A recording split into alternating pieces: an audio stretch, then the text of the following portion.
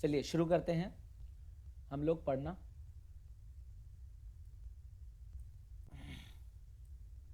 हमें क्या सीखना है? इंग्लिश ग्रामर में टेंसेस सीखने हैं।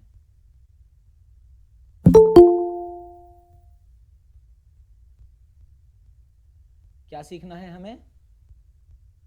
टेंसेस। टेंसेस को हम हिंदी में कह सकते हैं काल, काल, महाकाल, कालों के काल महाकाल, जैसे हमारे यहाँ होता है ना, वैसे ही वही वाला काल। तो अब आपको कितने टाइप के टेंसेस पढ़ने हैं?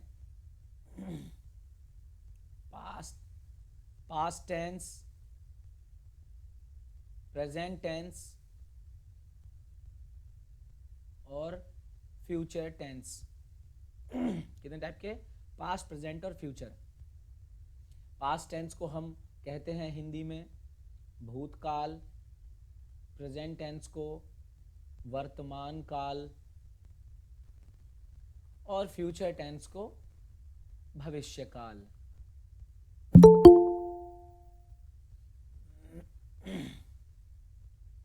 पास्ट, प्रेजेंट और फ्यूचर, इन तीनों में हमें क्या क्या पढ़ना है? पेन पेंसिल होना चाहिए आपके पास। जब मैं बता करके आपको बोलूं नोट कर लीजिएगा। साथ के साथ नोट करने के चक्कर में समझ नहीं पाओगे कि क्या बता रहा हूं। ठीक है। अब चाहे पास्ट हो, चाहे प्रेजेंट हो, चाहे फ्यूचर हो, इन तीनों में हमें चार चार हिस्से पढ़ने हैं। क्या? प्रेजेंट बोलो, इंडेफिनिट। प्रेजेंट इंडेफिनिट, इसको हम सिंपल प्रेजेंट के नाम से भी जानते हैं। फिर दूसरा क्या होगा? Present continuous. तीसरा प्रेजेंट परफेक्ट। चौथा प्रेजेंट परफेक्ट कॉन्टिन्यूअस। ठीक है ना? ये चार पढ़ने हैं आपको। Present indefinite, present continuous, present perfect, present perfect continuous. तो चलिए इसमें देखिए पास्ट में सेम इसी तरीके से। अब मेरे से पहले आपको करना है, फटाफट लिखो, फटाफट। पास्ट इंडेफिनिट मेरे से पहले लिख लो फटाफट। इसको हम सिंपल पास्ट भी कहते हैं। फिर पास्ट कॉन्टिन्यूअस, फिर पास्ट परफेक्ट और फिर पास्ट परफेक्ट कॉन्टिन्यूअस। CONTINO। समझे? कॉन्टिन्यूअस की स्पेलिंग यहाँ ध्यान रखना, लोग ओ लिख देते हैं। हर बार हाथ से मेरे भी ओ चल जाता है, पर यहाँ हो नहीं होता। CONTINU। समझे? पहले यू, NUOUS, CONTINUOUS।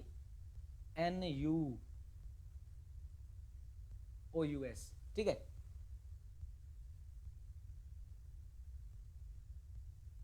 हाँ जी। फ्यूचर का, फ्यूचर का खुद लिख लेंगे, लिख लेंगे ना। फ्यूचर इंडेफिनिट, FI, अब शॉर्टकट में लिख रहा हूं। Future continuous, future perfect, future perfect continuous. ठीक है ना? बिल्कुल क्लियर है सभी को?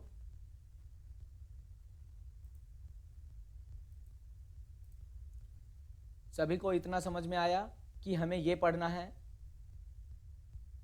आया समझ में? हाथ उठा दो, समझ में आ जाएगा मुझे। आया ना समझ में? ठीक है, बहुत अच्छे। अभी हम आगे देखते हैं।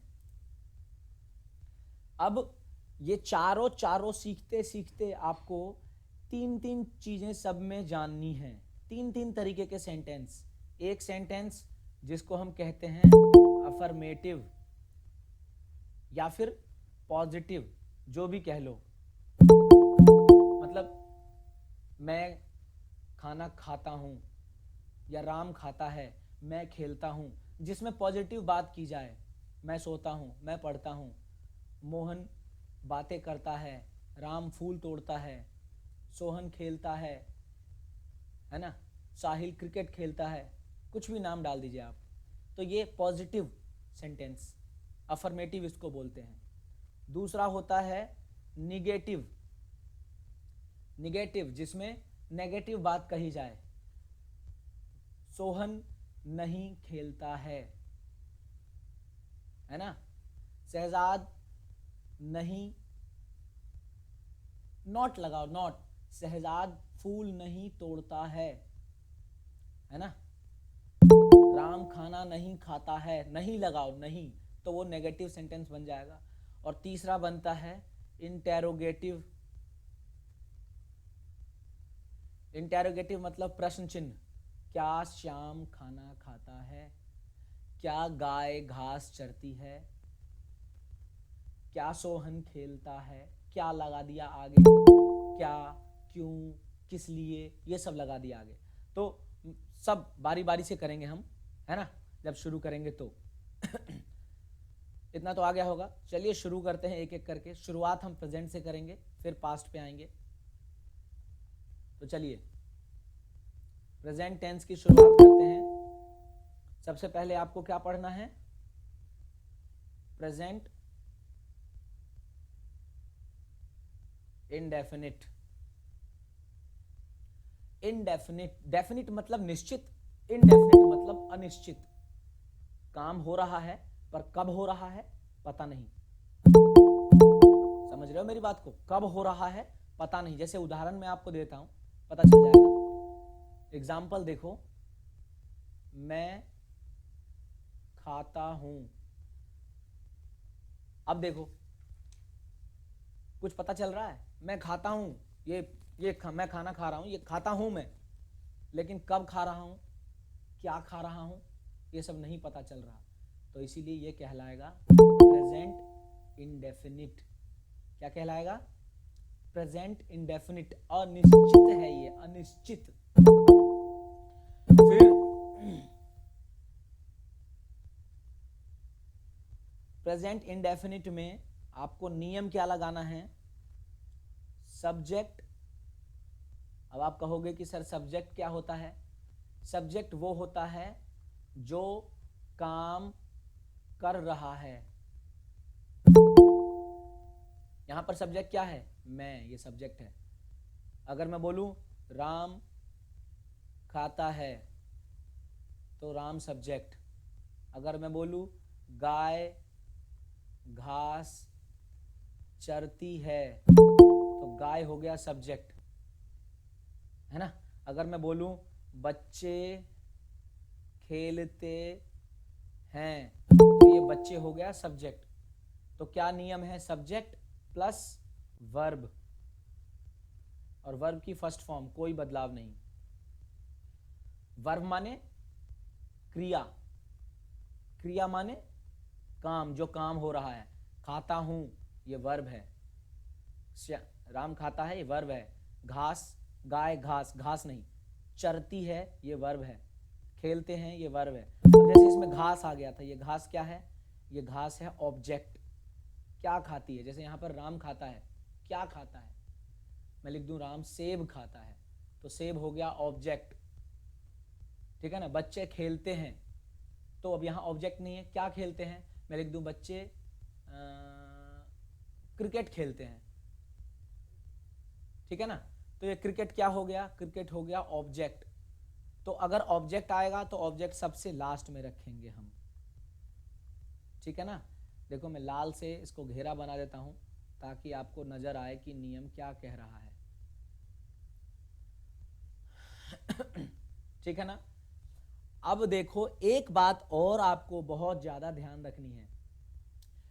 पहले तो ये कि वर्ब की जो फर्स्ट फॉर्म है, तो आपको पता होना चाहिए कि वर्ब की first form, second form, third form, fourth fifth भी होती है आईएनजी लगा के और SEIS लगा के, पर मेन फर्स्ट सेकंड थर्ड याद रखो आप। प्रेजेंट पार्टिसिपल, पास्ट पार्टिसिपल, ऐसे होता है। मैं आपको वर्ब की फॉर्म जो भी है वो प्रोवाइड कर दूंगा इसमें रिकॉर्डिंग जब डालूंगा तो वहाँ पर PDF के तौर पर प्रोवाइड कर दूंगा और आप लोगों को भी प्रोवाइड कर दूंगा। और सारे बच्चे वर्ब की फॉर्म को याद कर डालेंगे, रट डालेंगे। मुझे रटा हुआ चाहिए सबको, ताकि जब मैं करवाऊं या पूछूं तो तुरंत एकदम करने को तैयार।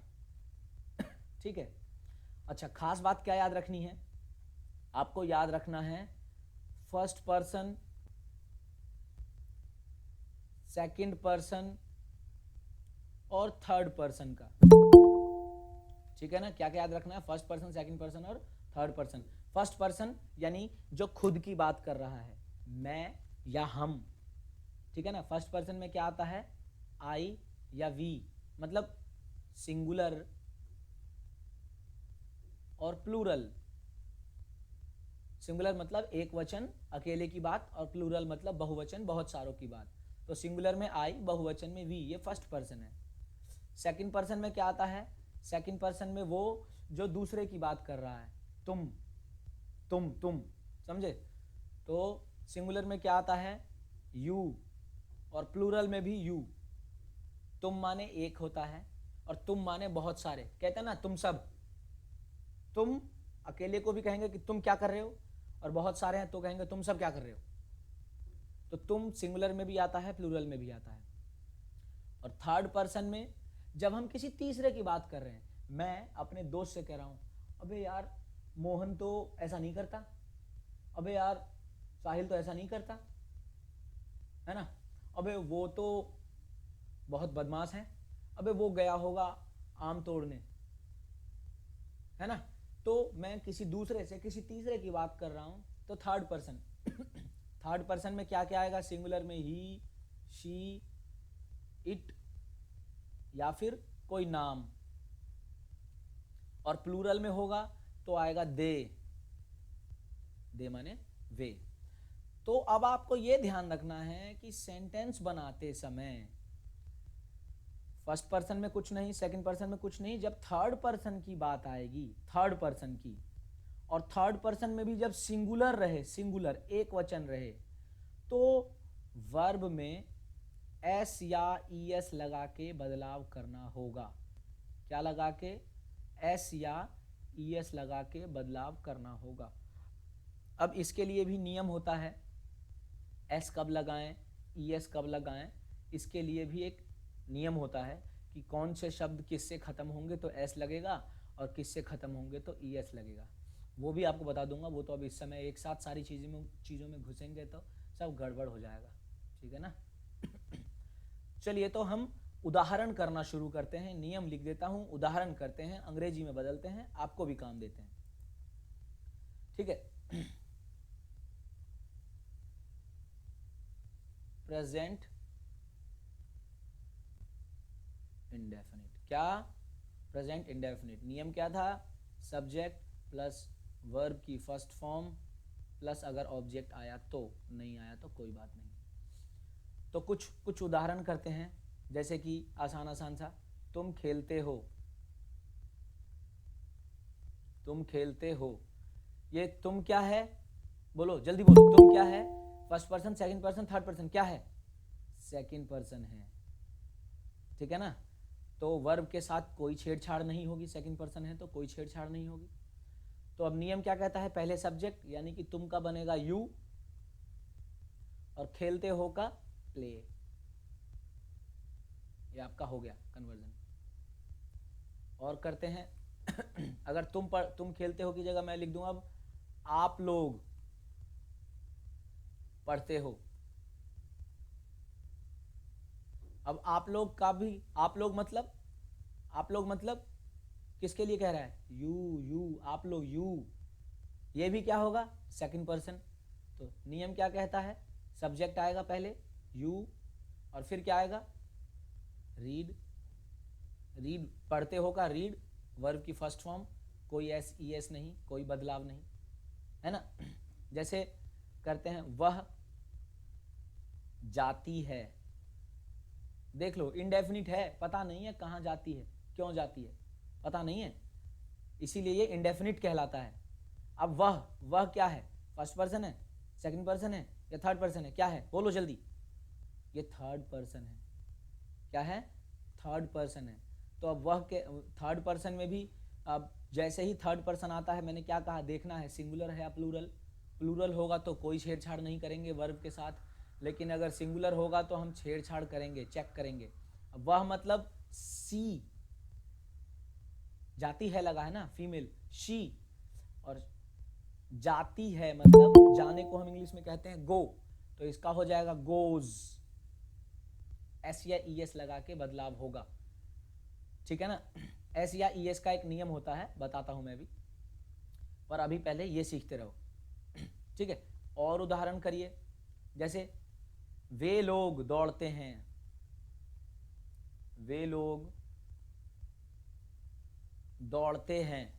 अब वे मतलब first person, second person, third person, क्या होगा बताओ, बताओ क्या होगा, ये थर्ड पर्सन है, वे तीसरे की बात कर रहे हैं, वे लोग थर्ड पर्सन। अब थर्ड पर्सन होता है तो हम क्या देखते हैं, सिंगुलर है या प्लूरल, तो ये प्लूरल है क्योंकि बहुत सारे लोगों की बात कर रहा है, तो प्लूरल है तो छेड़छाड़ नहीं करेंगे, तो ये आ जाएगा दे, और दौड़ते हैं मतलब रन, एस ई एस कुछ नहीं लगेगा, कोई वर्ब की फॉर्म में चेंज नहीं आएगा, ठीक है। चलो मैं एक और बढ़िया उदाहरण आपको बताता हूं ताकि और क्लियर हो। जैसे गाय चरती है और गायें चरती है। अब बोलो, गाय क्या है, मैं किसी थर्ड पर्सन की बात कर रहा हूं, अपनी बात तो कर नहीं रहा, अपने दोस्त की बात भी कर नहीं रहा, थर्ड पर्सन की बात कर रहा हूं, नाम है, मैंने आपको बताया ही शी इट या कोई नाम, तो गाय चरती है मतलब काउ। अब थर्ड पर्सन है, सिंगुलर है या प्लूरल, बोलो, गाय सिंगुलर है या प्लूरल, सिंगुलर है, तो क्या आएगा, गाव, ग्रे, चरने का होता है ग्रेज, GRAZES, एस लगा के बनाया, क्यों, क्योंकि ये सिंगुलर है, और सिंगुलर होते ही वर्ब में एस या ई एस लगा के बदलाव करते हैं। अगला है गायें चरती है। अब गायें मतलब बहुत सारी गायें, तो यहां पर होगा काउज, और ये हो गया प्लूरल, थर्ड पर्सन प्लूरल, तो कोई बदलाव नहीं आएगा, सीधा काउज ग्रेज। समझे, समझे ना। अगर थर्ड पर्सन है, सिंगुलर है, तो फिर वर्ब में एस या ई एस लगा के बदलाव करेंगे, और अगर सिंगुलर नहीं है तो एस या ई एस लगा के बदलाव नहीं करेंगे, समझे। प्लूरल में बदलाव, प्लूरल है, प्लूरल में एस या ई एस लगा के बदलाव नहीं करेंगे। चलो एक दो ऑब्जेक्ट डाल के भी बता देता हूं, ये तो सारे ऐसे हैं जिसमें सब्जेक्ट है और वर्ब है, सिर्फ ऑब्जेक्ट डाल के भी बता देता हूं। जैसे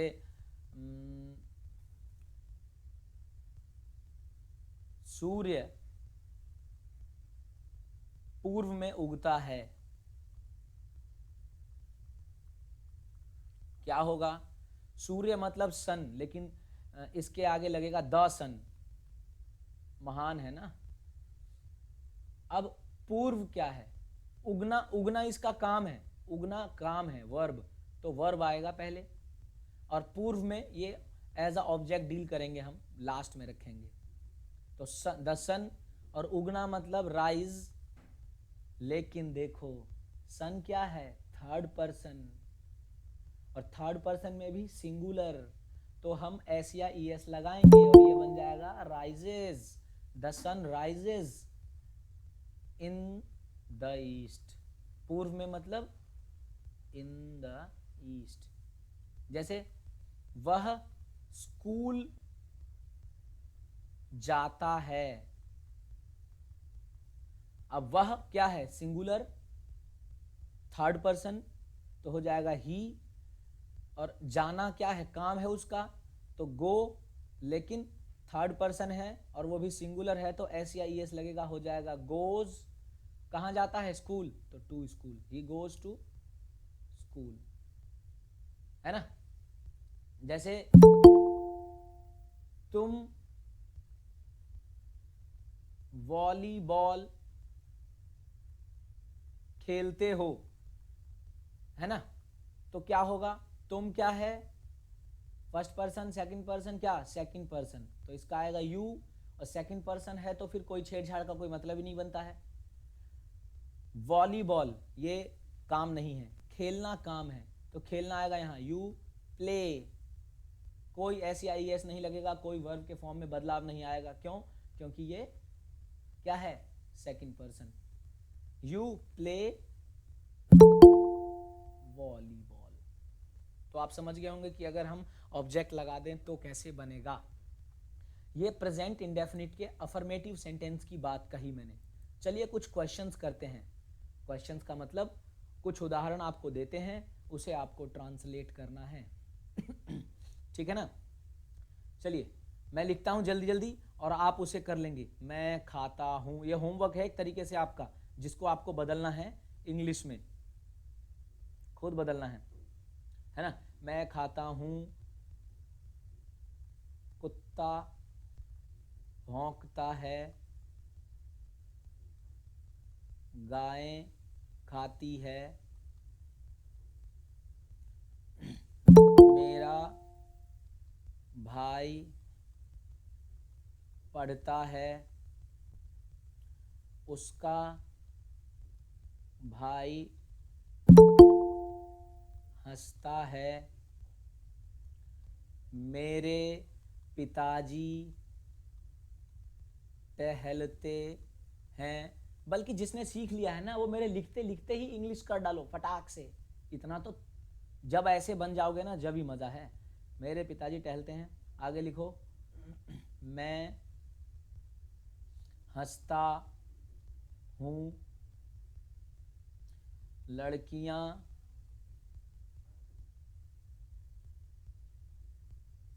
दौड़ती हैं, और लिखो,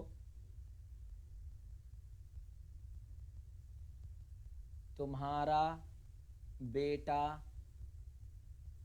खेलता है,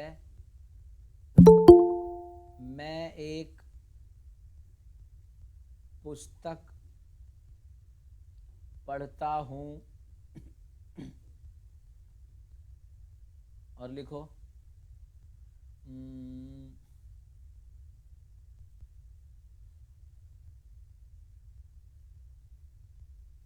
सीता गाती है, फिर लिखो, माँ प्यार करती है, फिर लिखो, तुम्हारा दोस्त जानता है, फिर लिखो, गायें दूध देती है, फिर लिखो, तुम स्कूल जाते हो, और लिखो, चिड़िया आकाश में उड़ती है, और लिखो,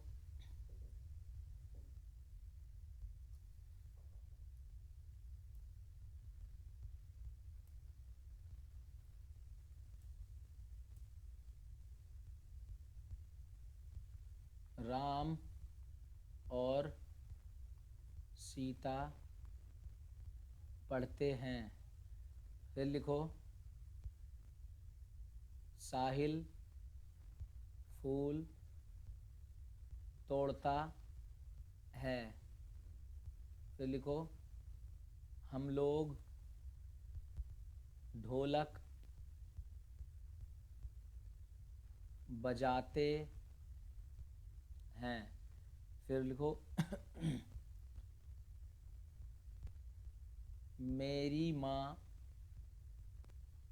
मुझे प्यार करती है, फिर लिखो, मैं दूध पीता हूँ, फिर लिखो, मैं जुनैद की मदद करता हूँ, फिर लिखो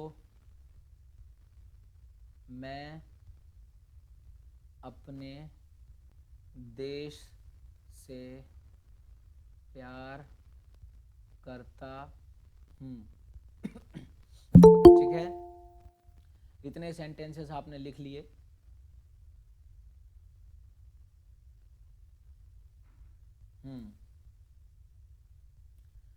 इनकी इंग्लिश करनी है आपको।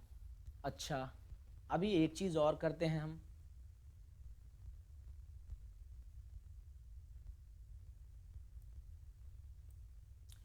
आपने ये सारा का सारा क्या सीखा? अफर्मेटिव। क्या सीखा? अफर्मेटिव। अभी सीखने की बात है निगेटिव। जो हमने सीखा उसी का निगेटिव। मैं खाता हूं, मैं नहीं खाता हूं। तो अभी जब निगेटिव करेंगे तब क्या नियम बन जाता है? तब नियम बन जाता है सब्जेक्ट प्लस डू नॉट या डज नॉट प्लस वर्ब की फर्स्ट फॉर्म। क्या? डू नॉट या डज नॉट प्लस वर्ब की फर्स्ट फॉर्म। अब देखो, डू नॉट या डज नॉट कब लगवाएंगे, कब लगाएंगे?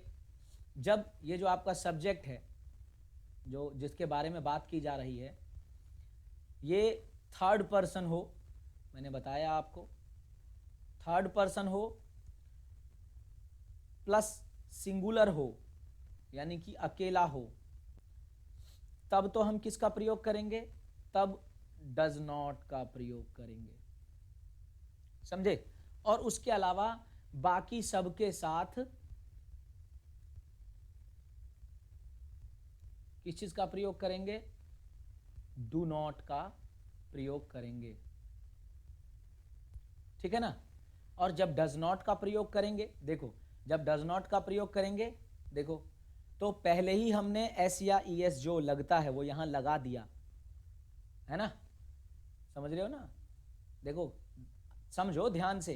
पहले हम क्या करते थे? सब्जेक्ट और थर्ड पर्सन होता था तो वर्ब में प्लेज, ग्रेजेस, ईट्स, मतलब वर्ब में एस या ई एस लगा के बनाते थे थर्ड पर्सन होने पर, सिंगुलर होने पर अभी तो हमने पहले ही डू के साथ ई एस लगा दिया, डज कर दिया इसे। तो अब वर्ब के साथ कोई छेड़छाड़ नहीं की जाएगी। जैसे कि उदाहरण यही पहला, मैं नहीं खाता हूं, तो मैं क्या है? फर्स्ट पर्सन है, तो डू नॉट आएगा, आई डू नॉट ईट। अभी डू नॉट को ऐसे भी लिख देते हैं, डोंट, तो कोई दिक्कत नहीं है, घबराने वाली बात नहीं है। ठीक है ना? I don't eat. जैसे कुत्ता भौंकता है ना, तो इसकी नेगेटिव करेंगे तो क्या होगा? कुत्ता नहीं भौंकता है। अब कुत्ता क्या है? कुत्ता क्या है? थर्ड पर्सन है, और क्या है ये? सिंगुलर, अकेला है।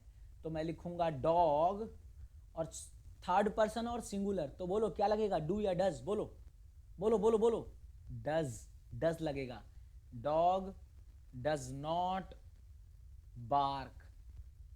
लेकिन यहीं पर अगर खेला कर दिया जाए और मैं कुत्ता हटा करके लिख दूं कुत्ते, मैं कर दूं कुत्ते नहीं भौंकते हैं, तब क्या होगा?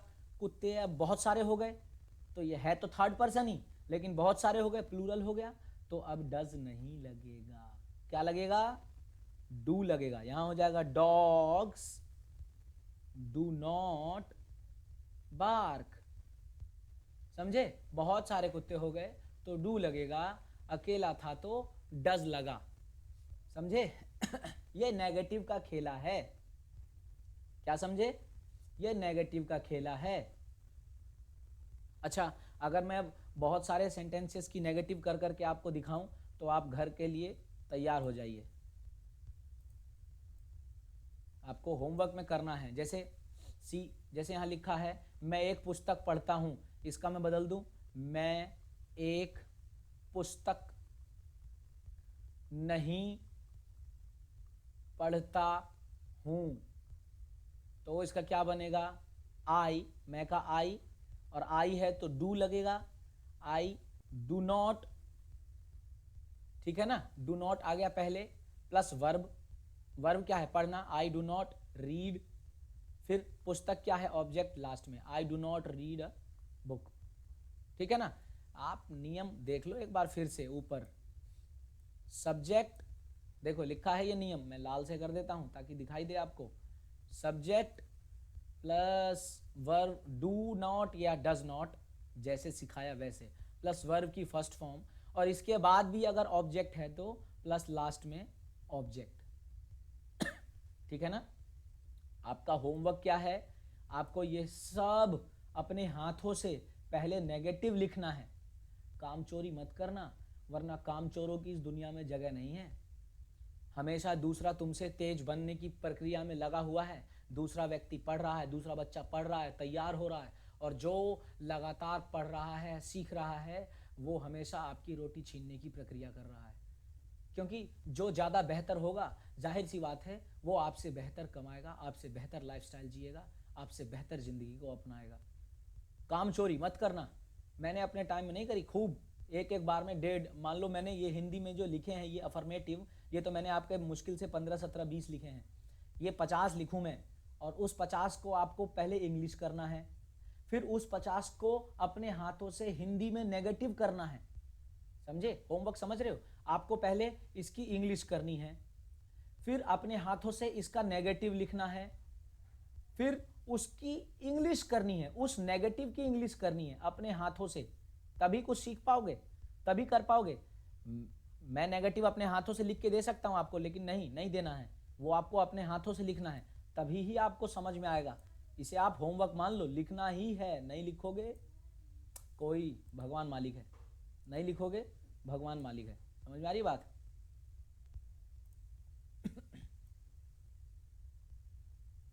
चलो इसको मिटा के अभी इसका एक सेक्शन और समझाते हैं।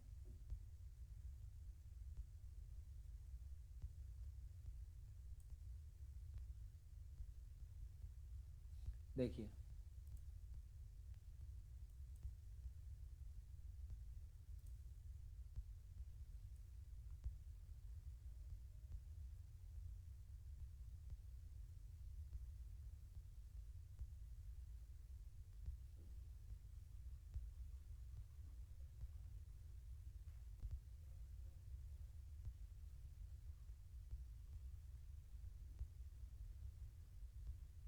चलिए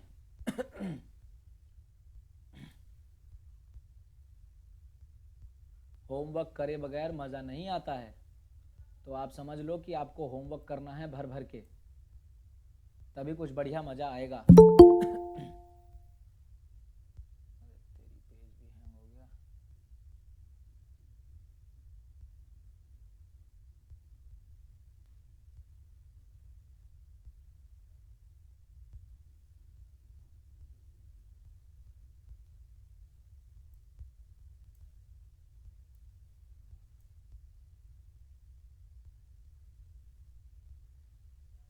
चलो अभी क्या, एक चीज़ और देखते हैं।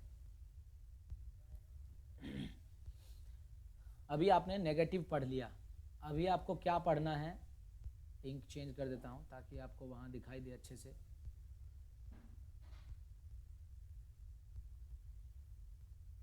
इंटेरोगेटिव यानी कि प्रश्न सूचक,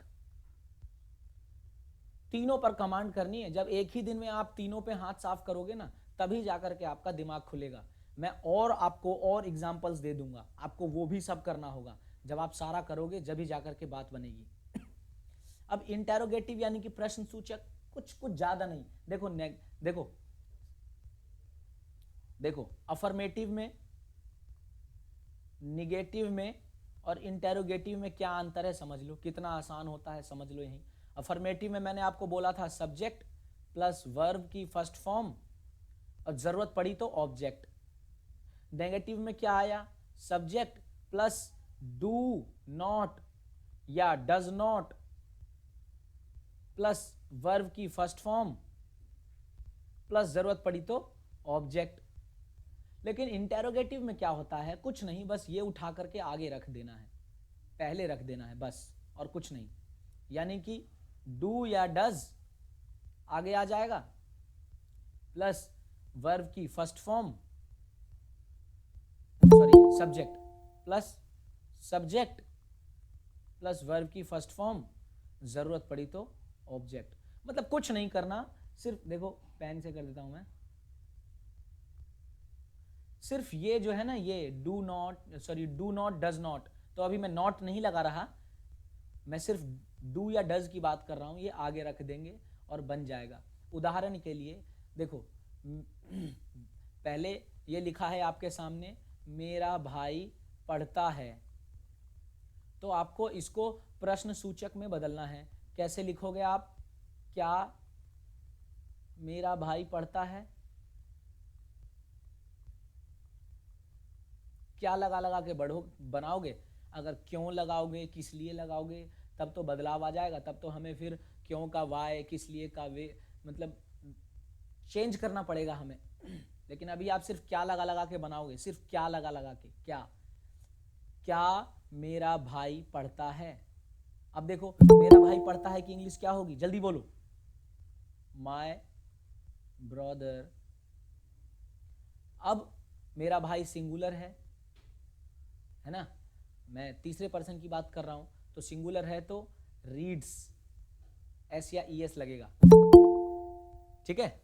और अब ये हो गया, क्या मेरा भाई पढ़ता है, तो अब डू या डज आ जाएगा आगे। अब बताओ जरा, डू कब आता है? डू आता है जब सिंगुलर, मतलब वर्ब, सॉरी फर्स्ट पर्सन हो या सेकंड पर्सन हो, तब आता है डू। और डज कब आता है? जब थर्ड पर्सन हो और वो भी सिंगुलर हो, सिंगुलर थर्ड पर्सन में एक वचन हो, तब। तो अब यहाँ क्या आएगा? मेरा भाई, मतलब डू माय ब्रदर रीड। हाँ, मैंने आपको बताया था ना कि जब हम डू या डज का प्रयोग करते हैं तो वर्ब की फॉर्म के साथ एस या ई एस प्रयोग नहीं करते, छेड़छाड़ नहीं करते, बोला था ना, समझे? बोला था ना।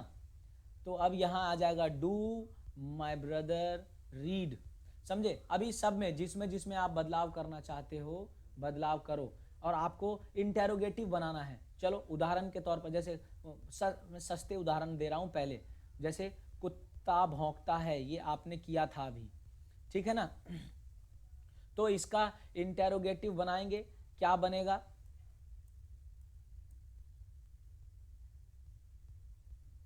कुत्ता भौंकता है का क्या होगा? कुत्ता, आगे लगा दो क्या, क्या कुत्ता भौंकता है। अब क्या मतलब, अब कुत्ता क्या है? सिंगुलर, तो आपने सिंगुलर में क्या किया था? एस या ई एस लगाया था। खैर, यहां पर सिंगुलर है और क्या है? थर्ड पर्सन है, तो क्या आएगा? डू या डज? डज, समझे? Singular third person, does. Does dog bark, भौंकता है का। लेकिन अगर यहीं पर क्या, कुत्ता हटा करके मैं लिख देता कुत्ते भौंकते हैं, तो होता फिर डू, बहुत सारे आ गए ना, प्लूरल आ गया, प्लूरल। तो मैंने आपको क्या कहा था? डू डॉग्स बार्क, समझ रहे हो? अभी इसी का अगर मैं इसी में अगर बदलाव करूं, इंटेरोगेटिव नेगेटिव बना दूं, समझे? इंटेरोगेटिव नेगेटिव बना दूं, मतलब प्रश्न भी और नकारात्मक भी, तो कैसे होगा? ये कितना आसान है, खेल है ये, खेल। जिसने इसको खेल की तरह मजे लेके खेला उसके लिए आसान है, यूं सीख जाएगा, यूं। देखो कैसे, इंटेरोगेटिव नेगेटिव में, क्या कुत्ते नहीं भौंकते हैं, मैंने नहीं लगा दिया, क्या कुत्ते नहीं भौंकते हैं, तो अब क्या हो जाएगा? अब डू नॉट या डज नॉट नहीं लगेगा एक साथ, याद रखना। डू या डज पहले आएगा, इसके लिए क्या नियम होता है? डू या does plus subject plus not plus verb की फर्स्ट फॉर्म प्लस ऑब्जेक्ट, समझे? समझे? वर्ब की first form plus object, subject के तुरंत बाद नॉट लगता है, तो अब क्या बन जाएगा, यहाँ कुत्ते हैं, बहुत सारे कुत्ते हैं, तो लगेगा डू, फिर dogs, do dogs, not bark, समझे, बहुत सारे हैं ना इसीलिए। अच्छा, ये तो मैंने एक एक करके बताया, और बहुत सारे एग्जाम्पल्स करके बताता हूं तब आपको समझ में आएगा। देखो, जैसे एक एग्जाम्पल लिखो, क्या मैं खाता हूं। अब मैं फर्स्ट पर्सन है तो आएगा डू, आई, मतलब क्वेश्चन के लिए डू, मैं के लिए I eat, do I eat, question mark, ठीक है ना। अभी इसी का मैं बना दूं, क्या मैं नहीं खाता हूं। नहीं हमेशा सब्जेक्ट के बाद लगता है, हिंदी में भी और अंग्रेजी में भी, तो आएगा इसका डू आई नॉट ईट, समझे। वो लोग जो ऐसा करते हैं डोंट आई ईट, गलत है, गलत, डू के साथ नॉट लगा के क्वेश्चन नहीं बनाया जाता, याद रखना, समझे। जैसे जैसे उदाहरण, क्या बच्चे दौड़ते हैं, तो अब बच्चे बहुत सारे हैं, बच्चों का मैं लिखूंगा चिल्ड्रन, और क्वेश्चन के लिए क्या आएगा, सिंगुलर या प्लूरल, बोलो, बहुत सारे हैं तो प्लूरल, समझे, तो डू, अकेला रहता तो डज लगाते, डू चिल्ड्रन और रन, समझे। और यही मैं इसको नेगेटिव में भी कर दूं, क्या बच्चे नहीं दौड़ते हैं, तो इसका हो जाएगा डू चिल्ड्रन नॉट रन, समझे। हो जाएगा ना, बहुत खूब। तो जरा होमवर्क लिखते हैं बढ़िया से, ये आपका प्रेजेंट इंडेफिनिट कंप्लीट हो जाएगा। मैं जो होमवर्क दूंगा उस होमवर्क को अगर आपने पूरा कर लिया तो कोई भी आपको प्रेजेंट इंडेफिनिट में कभी कंफ्यूज नहीं कर सकता, कभी कोई गलती की कोई गुंजाइश नहीं, समझे, ठीक है ना। मैं आपको देता हूं,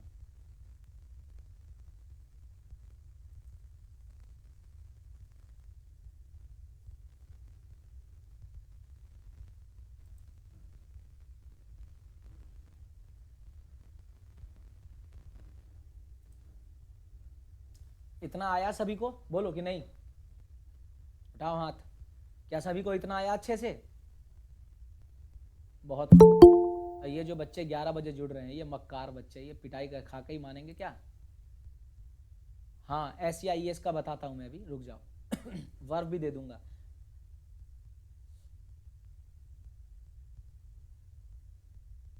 चलो यार यहाँ लिखने का क्या जुगाड़ करता हूँ, मैं यही दिखाता हूँ। चलो पहले देखो, फिर मैं इसके लास्ट में डाल दूंगा, आप होमवर्क करते समय ध्यान देंगे, ठीक है ना। देखिए, जरा उदाहरण करने को तैयार हो जाइए, ठीक है ना। कैसे करना है आपको, मैं इस स्क्रीन को 4 हिस्सों में बांट देता हूँ, आपको ध्यान रखना है कि आपको वही उसी तरीके से, आपको उसी तरीके से करना है।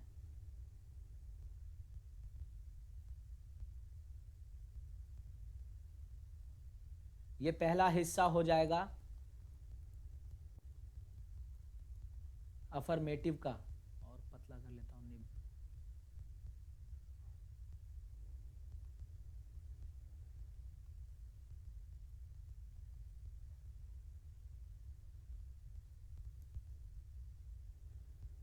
दूसरा हिस्सा हो जाएगा नेगेटिव का, तीसरा हिस्सा हो जाएगा इंटेरोगेटिव का, और चौथा हिस्सा हो जाएगा इंटेरोगेटिव निगेटिव का, ठीक है ना। अब जैसे मैं खाता हूँ, आपको फिर बनाना है मैं नहीं खाता हूँ। मैं आपको सिर्फ ये लिख के दूंगा, याद रखना आपको ये खुद करना है, बाकी सब कुछ खुद करना है। मैं सिर्फ ये दूंगा और आपको बाकी सब कुछ खुद करना है, सब कुछ। मैं नहीं खाता हूं, क्या मैं खाता हूं, क्या मैं नहीं खाता हूं। ठीक है, तो मैं खाता हूं का आई ईट, है ना। मैं नहीं खाता हूं का आई डू नॉट ईट। क्या मैं खाता हूं का डू आई ईट। क्या मैं नहीं खाता हूं का डू आई नॉट ईट।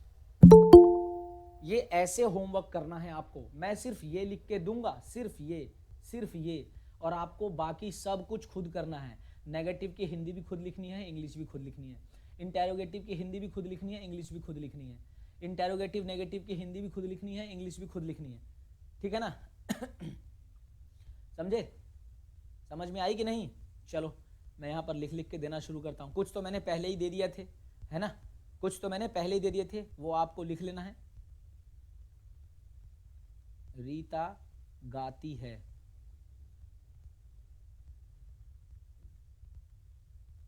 बच्चे चावल खाते हैं।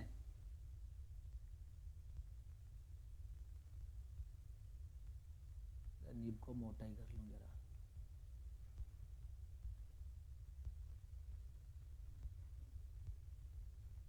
मेरी माँ खाना बनाती है। जैसे आप अंग्रेजी नहीं जानते हैं। जैसे अरे नहीं क्यों लगा दिया मैंने, नहीं तो आपको खुद लगाना है।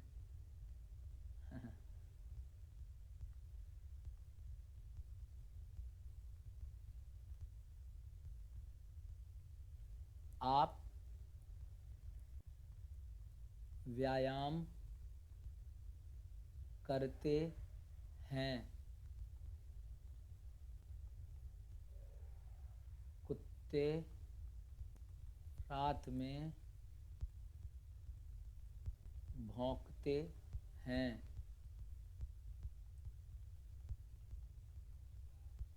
बिल्ली घास खाती है।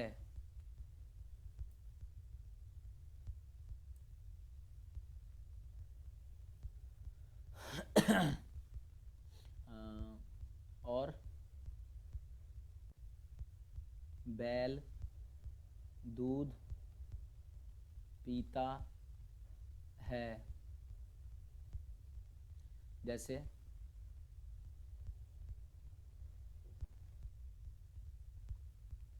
हम लोग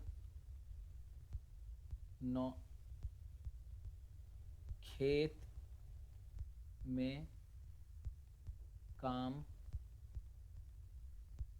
करते हैं। जैसे मैं तुम्हें नहीं जानता। जैसे फिर नहीं लगा दिया मैंने, नहीं तो आपको खुद लगा के बनाना है।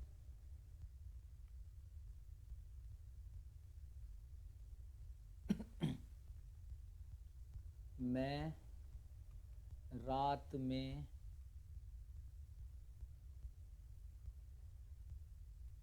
घूमता हूँ। जैसे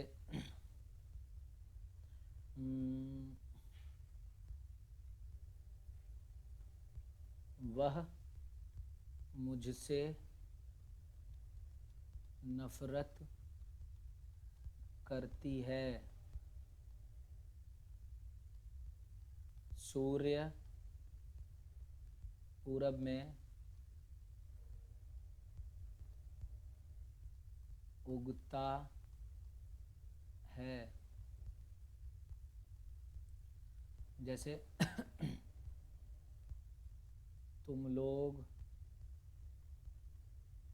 स्कूल जाते हो।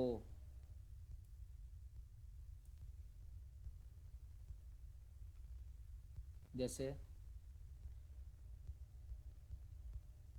तुम्हारा भाई कार चलाता है। जैसे आप पटना जाते हो।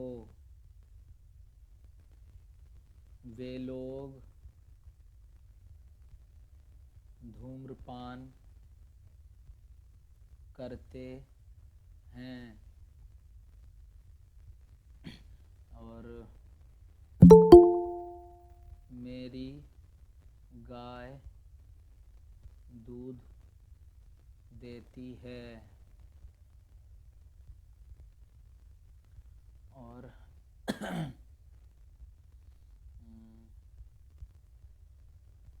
हम लोग फूल तोड़ते हैं। किसी भी काम का मतलब ना पता हो तो टेलीग्राम पे पूछ लेना, मैं बता दूंगा कि भाई ये क्या है। ठीक है ना। बच्चे मिठाई खाते हैं। ये 20 आपके पास सेंटेंस हो गए और लगभग 15 मैंने अभी पहले दे दिया था। उन सभी का आपको इंग्लिश लिखना है, फिर उन सभी का नेगेटिव बनाना है, फिर उसका इंग्लिश लिखना है, फिर उन सभी का इंटेरोगेटिव बनाना है, फिर उन सभी का इंग्लिश लिखना है, फिर उन सभी का इंटेरोगेटिव नेगेटिव बनाना है, और फिर उन सभी का इंग्लिश लिखना है। ठीक है ना। इतना आपको होमवर्क में करना ही है हर हाल में, बिना किसी डाउट के। कल आप मुझे इतना करके हर हाल में मिलेंगे ही मिलेंगे। ठीक है ना।